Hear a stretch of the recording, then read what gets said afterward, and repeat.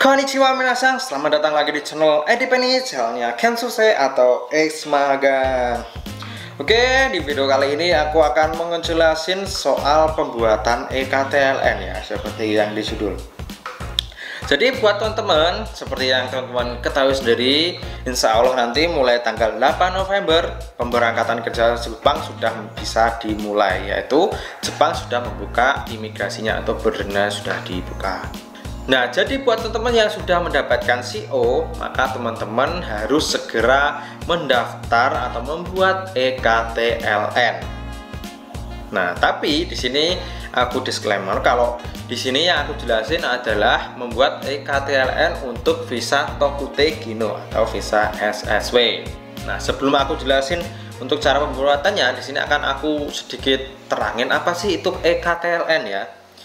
EKTLN adalah Kartu Tenaga Kerja Luar Negeri, merupakan kartu identitas bagi TKI dan sekaligus sebagai bukti bahwa TKI yang bersangkutan telah memenuhi prosedur yang ditetapkan untuk bekerja ke luar negeri dan berfungsi sebagai instrumen perlindungan baik pada masa penempatan, selama kerja di luar negeri maupun pasca penempatan setelah selesai kontrak dan pulang ke tanah air. Ya, jadi itu penjelasan singkat untuk EKTLN. Nah, terus selanjutnya dokumen yang harus dipersiapkan untuk mengurus EKTLN ini adalah, yaitu yang pertama KTP, yang kedua kartu keluarga, paspor lama atau paspor baru, yang keempat scan medical check up kurang dari 3 bulan.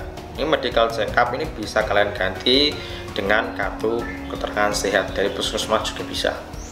Terus yang kelima yaitu scan konker, yaitu kontrak kerja. Jadi untuk kontrak kerjanya wajib ya. Dan yang terakhir adalah scan certificate of eligibility atau CO kalian. Jadi di sini untuk pembuatan EKTLN ini ya bagi mereka yang sudah mendapatkan CO. Kalau belum dapat CO ya nggak bisa daftar EKTLN ini. Terus selanjutnya, kapan sih harus membuat EKTLN? Nah, untuk waktu pembuatan EKTLN adalah setelah CO sudah diterima dan sebelum pengajuan visa. Nah, jadi itu ya, itu adalah kapan kalian harus mengajukan atau membuat EKTLN adalah setelah kalian pegang CO dan sebelum mengajukan visa. Jadi EKTLN ini adalah syarat untuk teman-teman untuk pengajuan visa.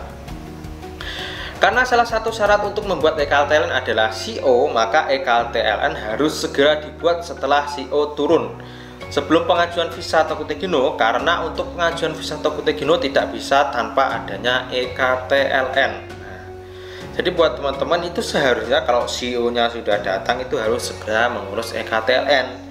Tapi berhubung BP2MI menutup pendaftaran EKTLN ya, jadi kita yang pegang CO ini tidak bisa mendaftar EKTLN.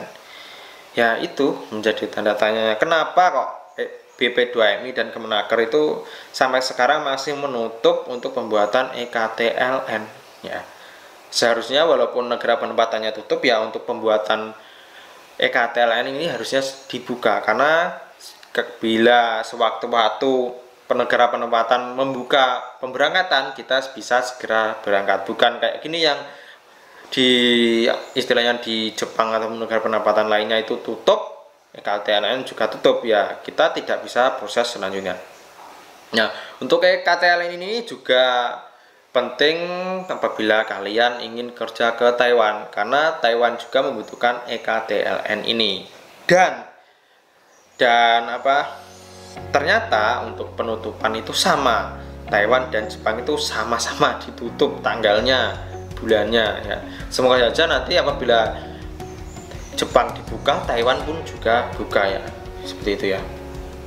Terus di sini akan sedikit aku jelasin soal langkah-langkah pembuatan EKTLN, yaitu yang pertama, kalian bisa mendaftar online atau wajib mendaftar online terlebih dahulu. Setelah berkas-berkas di atas terkumpul, maka langkah selanjutnya adalah melakukan pendaftaran online. Jadi berkas-berkas yang aku jelasin yang jadi, kalian bisa langsung lanjut ke daftar online. Yang pertama adalah kunjungi situs BP2 TKI atau sekarang BP2MI ya.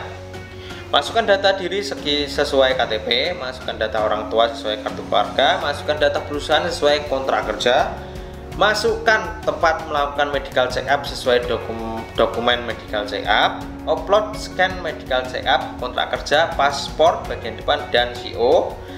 Setelah selesai, di print, simpan bukti pendaftaran online sebagai PDF. Ya itu.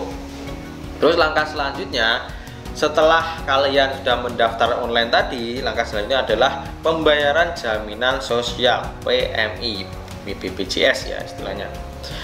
Setelah selesai melakukan pendaftaran online, maka muncul bukti pendaftaran online. Simpan ini sebagai PDF dan di print. Di bagian bawah bukti pendaftaran terdapat kode billing dan nominal yang harus Anda bayar sebagai jaminan sosial PMI. Nominal ini bervariasi tergantung lama kontrak kerja masing-masing PMI. Mengenai tempat pembayaran, misalnya di kantor BP3TKI terdapat kantor BPJS dalam satu lokasi dan Anda bisa melakukan pembayaran di sana dan bisa menghemat waktu. Jadi bisa membayarnya di BPJS ataupun BP2MI yang sudah melayani fasilitas tersebut. Terus selanjutnya, yang ketiga adalah verifikasi dan pencetakan EKTLN. Langkah terakhir dari pembuatan EKTLN adalah verifikasi dan pencetakan. Bawa dokumen di bawah ini untuk melakukan verifikasi di kantor BP3TKI. Jadi kalau sudah melakukan pendaftaran online, terus sudah membayar BPJS tadi, teman-teman bisa mencetak dan memverifikasi kartu EKTLN-nya. Nah, untuk barang-barang yang harus dibawa yaitu paspor asli, CO asli, scan medical check up, scan kontrak kerja, dan kartu BPJS yang diterima saat pembayaran. Terus selanjutnya, masuk di bagian KTLN dan Anda akan diminta berkas-berkas tersebut di atas. Setelah tidak ada kekurangan dan kesalahan data, maka Anda akan diminta foto dan fingerprint sidik jari. Jadi selesai. Terus untuk setelah proses di atas dilakukan semua, maka tinggal menunggu kartu EKTLN jadi. Kartu hanya berupa print copy dengan legalisir dari kantor BP2MI. Kartu ini yang akan dibawa untuk proses pengajuan visa nantinya. Jadi hanya kartu yang berupa print ya, print selembaran ya, bukan kartu sesungguhnya itu, kartu fisik bukan. Nah, jadi itu tadi adalah penjelasanku soal pembuatan EKTLN. Jadi buat teman-teman yang sudah pegang CO, apabila Jepang nanti sudah buka dan tentunya BP2MI sudah membuka pengajuan EKTLN atau pembuatan EKTLN, buat teman wajib segera mendaftar dan membuat EKTLN agar teman-teman bisa segera mengurus visa. Apabila teman-teman sudah mengurus visa, nanti teman-teman tinggal berangkat ke Jepang. Oke, untuk video kali ini cukup sampai di sini. Apabila masih ada pertanyaan yang kurang jelas dan ingin ditanyakan, silahkan tulis di kolom komentar di bawah. Oke, mite kriteria kata gue semesta. Jamatane, see you the next video.